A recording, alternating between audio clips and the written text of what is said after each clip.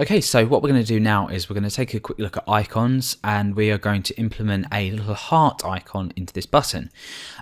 Now, in terms of these glyphs that we have, it's extremely important to realize that icons, let's say you're using 20 icons on your site, it's really important not to load in 20 different images. The reason being is that we generate more HTTP requests.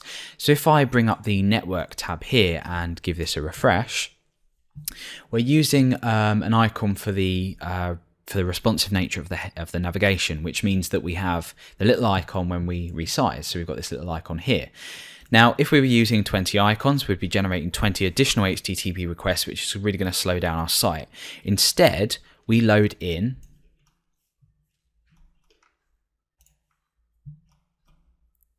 where are you? Let's go ahead and pull up our file here. We load in this image here, and you can see this is the one you were using for the menu, and this is called a CSS sprite sheet. So it means that instead of loading in all of the images, we're using one image and then we're just choosing where this is. So this here we could sort of muck around with. Can you see that that's moving, and we're bringing in a new icon? And all of these icon classes just have different background positions, and that just puts the icon that you want in place. So I want to add an icon, and this is how flexible Bootstrap is. I want to add an icon just before this. So let's go ahead and bring up my code, and I'm going to say in here,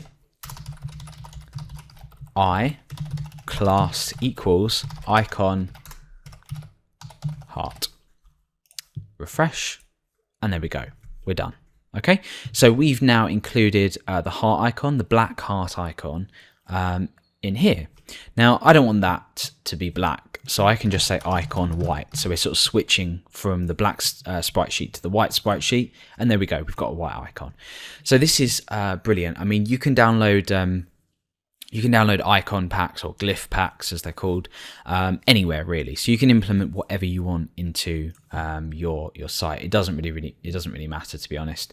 But you know, it's just one of them things that's extremely easy and fast as well, because you're only downloading, you know, a couple of images rather than the 20 images that you might be using for different icons.